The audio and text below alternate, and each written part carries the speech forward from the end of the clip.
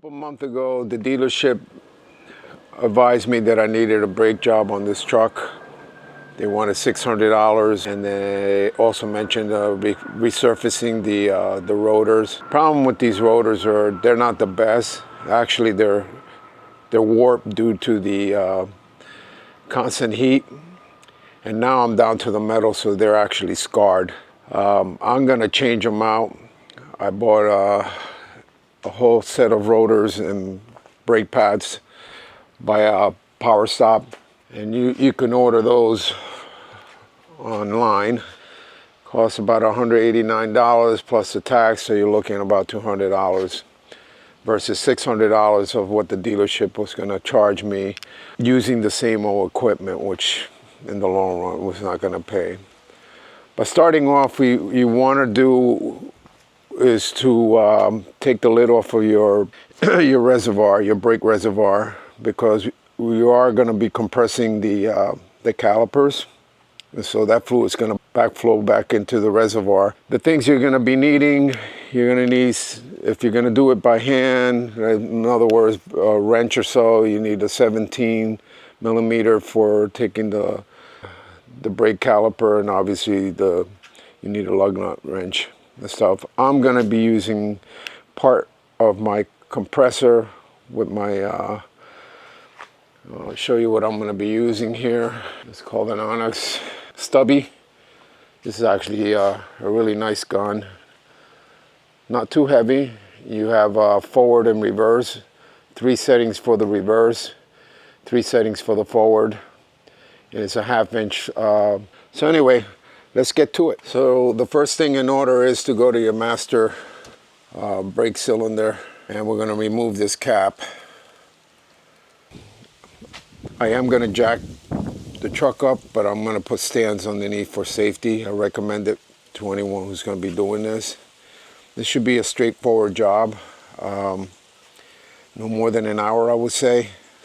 So the point of reference to lift, I went right at the center here of the truck, and then I put my support right under the lower control arm there, and then just slowly lowered it down, and then I'll take the rim off. All right, the next thing is going to be taking the tire off. You're going to use a 21 metric socket, impact socket, or a hand wrench, whatever you have available to take the tire off. So we remove the cap off of the rim. Take the socket off.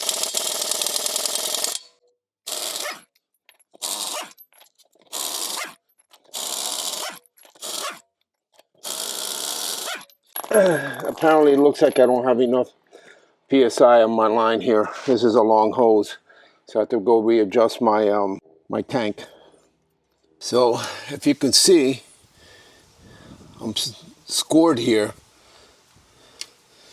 And then when you take these apart, I'm gonna take these retention springs off. You just gotta make sure you put them in the order that you take them off. I think that the outer one has a different shape than the bottom here. And then we're gonna slide these pins off. This is all gonna be replaced with something new. So if you plan to resurface your rotor, and the best thing to do is to put your screwdriver at the very edge of the rotor where the ear of the pad comes out, and gently just push against it so you can bring the pistons in. This way it makes it easier for you to get the pads off. So the next thing now is what I got to do is take this spring off, and you got to make sure you save this at some point. You don't want to lose it or damage it, in other words. So, and just be mindful, remember, there's a way of this, it goes, if you notice, it's straight and it's curved. So the curved part is going to be the bottom part of this. It's going to hold the pin that goes through the brake pads. So The next thing is to take the next pin off, and just be aware this one will pop out, so just make sure that you're securing it. This pin, I'm going to loosen that, and then pull the pin out, get your wire out. I'm going to do the same on the next one, and then we're going to take the pads out. This pad one, really gotten the use out of that. If you can see that, it's pretty worn down. So there is a speed sensor wire that is attached to this brace that holds the brake line. You have to take it off of the base in order to get the caliper out of the way. 2 bolts, you got a bolt here and a bolt on the bottom. They're 17, the metric size. I'm gonna compress the brake pistons, and then I'll take the rotor out. This side of the pad, we were actually down to the metal. So I really didn't have no more pads on this thing. It's incredible. Anyway, the next thing I gotta do is break this rotor off of this hub. And I know it's not going to be easy because it's been exposed to water and all. There's rust here. So what I'm going to do is I'm going to spray it with a glide film, which you can buy at an AutoZone. It'll cost you about $12. All right, guys. I hammered this thing for a good 20 minutes and I couldn't get it off. I had to go to the hardware store and buy these 8x1 screws to pull this rotor out. So, and I think the reason why this was so fused in here was that during Ian, this truck was in 2 feet of water, brackish water, so it had quite a bit of rust on it. Let me show you what the backside of this rotor looks like, and you'll see what I'm talking about. There was no way in hell that I was going to get this off with a hammer. You can see that I scored it all around with the hammer. I'm not using this rotor, so it doesn't matter. This is going to recycle. But you can see all the rust. This thing was fused. So what I'm going to do now is clean it up. And I'm going to use this fluid film, which is going to really help if I ever have to take this the other set of rotors that I'm going to put on off.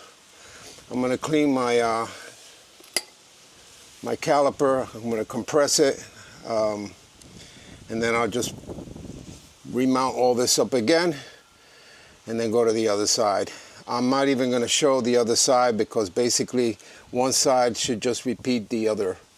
But anyway, stay tuned. Okay, so the next thing I'm going to do is use this brake cleaner. It's non-chlorinated, and I'm just going to spray pretty much this area here, get it nice and clean. Make sure you have a rag on your driveway so you don't ruin the driveway. I'm not going to spray this on my caliper. I'm going to do something different there. I'm going to clean that with a wet rag and a little bit of soap. Only precautionary of not having to do something to the boot. So, but yeah, the idea of this is to get it nice and clean and reinstall the new rotors. Now, with that said, if you guys are going to hammer your rotor out, keep in mind you have to be really careful that you don't hit your studs. You hit your studs, then you're going to have to press them out, and these are all pressed in, so you don't want to do that. That's how it work, and for sure. So this is all pretty much prepped. I'm going to show you the next step of what I'm going to do here with this. I have to compress this, and I have a compressor that I'll show you in a minute. Okay, so this is the next thing I'm going to use, and that's going to go in between. We're going to use the pads the old pads there to bring the pistons back into place. And then I'm going to wipe this down with a rag and then reassemble everything. All right, so I'm going to bring this up to where the pads meet, and I'm going to slowly compress my pistons. Let's see, kind of awkward. Slide it in, and we're going to do this as a gently press. Nice and slow, get them there. You got to have the clearance for your new pads to come in. And remember, once you start up your truck, go easy on your brake. Don't just slam your brakes down. Let those pistons come to full range. Yeah, it's working out really nice. Here we go. I think that's about all I can do with this. Some people use seat clamps. I've done that in the past. Okay, so the pistons are now met. I have resistance here. I can loosen this up. Take the pads out. Pistons are reseated. I'm going to take a rag and wipe these down. Clean them nice and clean. And then reinstall the brake pads. Alright, so got a little bottle with some soap. This is how I'm going to clean my pistons. Get it nice and clean. And then remount everything up. Alright, the other thing too is I got to add some of this fluid film on the hub. Wipe off the excess of this stuff. You want to do this before you put your rotors on. Another thing that I was kind of seeing, I don't know how much of this is true, with the new rotors, it's best to spray them with brake cleaner on them. I think they coat them with something so that they don't rust while they're in storage. I'm pretty much done with that. The next thing I need to do is go get those rotors, which is right here on the porch. I'll take my contaminated gloves off so I'm not handling these brand new rotors.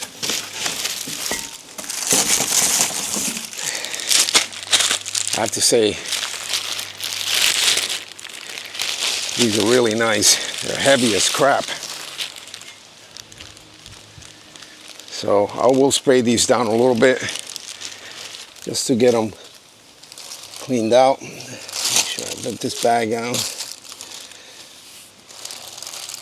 All right, and I'll wipe them down with a nice slap. Get one of these. Gloves are essential. I know you're saying, man, mechanics don't wear gloves. Who says that? I'm not a mechanic. I wear gloves. So I'm going to spray this down with brake cleaner. So let's spray this down.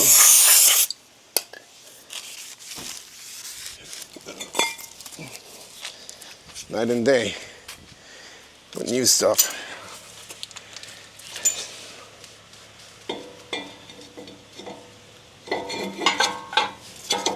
There we go. Oh, by the way, I didn't even see. I want to make sure these will fit in here. I think they're all the same standard if I ever had to pull it. Yep. Perfect. All right. Now we'll proceed putting everything together. The other thing you need to be worried about is this hard brake line. Make sure that you don't twist it or anything like that. So I'm just now putting back my bolts on my caliper just to hold that in place. Your bolts are your 12 millimeter, if you see them. That's the other thing I need to do here. I need to put the speed sensor wire back onto its place and then mount my Brake line back in its place. Make sure that's held. Now some guys, they check to make sure that these don't get twisted off. I didn't do too much movement on my caliper to be concerned about it. But if you have some concerns, it's best to you go ahead and check them. Make sure that they didn't get twisted loose while you were moving the caliper. I'm going to hand tighten everything before I start. The other thing that these brake pads came with, they already have the shim plates, but I'm going to use the outer one because the original ones came double. This one comes with single, but I'll leave the ones that are here. Hopefully these will fit, you know. So these come with pins and a lubricant. These are nice. I like these. They're gold color to them. I'm sure it'll wear off after a while, but I am going to put new pins in here. And it also comes with a little lubricant package. On the back it tells you where you need to lubricate. I don't know if you can see that, but anyway, that's the next thing we're going to do here. FYI, you're installing these power stop rotors, you got to make sure that you're putting the driver's side to the driver's side and the passenger side to the passenger side. And you'll see it's indicated with a little label. And also with the retention wire, the longer one, it sits on the caliper itself versus not sitting in the pads, just in case you forget. So now I'm working on the other side. I should get this done in a minute. All right, so everything's put together. I got my retention wires in place, calipers in place. Just gonna put the tire back on, but I need to tighten all these bolts. I have not tightened the bolts down, and we can call it a day. Okay, there is also one more thing you must follow through. There is a break-in period for the pads and the rotor. It's clearly in the instruction of the box of the pad. Suggest that you follow it so that you don't have issues down the road.